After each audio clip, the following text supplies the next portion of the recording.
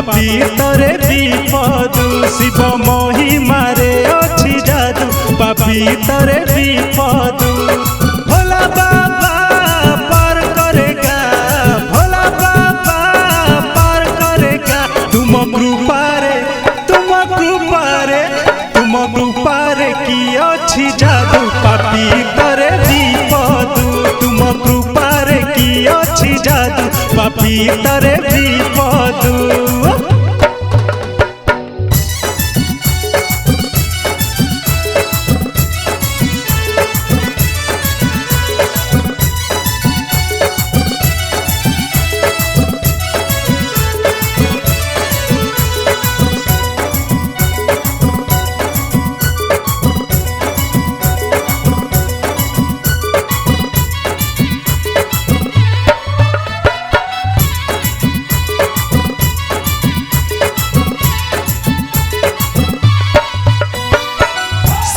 सोमवारे बाहुंगी धारी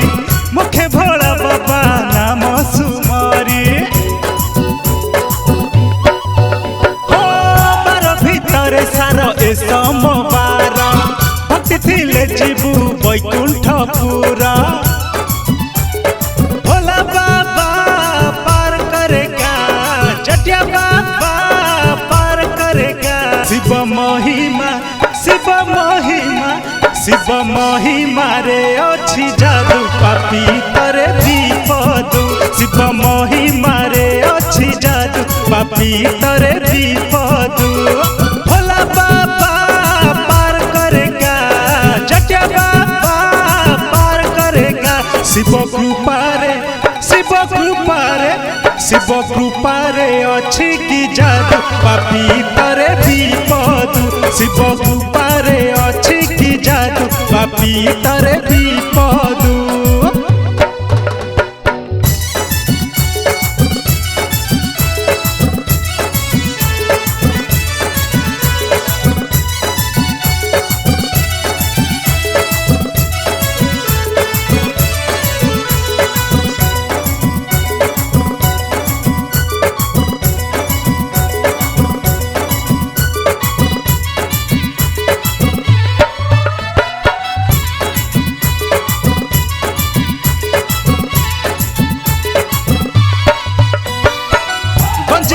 के नेले दिसे चार धामा कुपथी लेने बारी बन जमा ओ पाउस बोला तुम्हें डबरू धारा मसानी जगुआली जाची दिए बरा गणेश पिता पार करेगा कार्तिक पिता पार करेगा शिव महिमा रे अछि जादू पापी तरे विपदु शिव महिमा रे अछि जादू पापी तरे विपदु भोला बाबा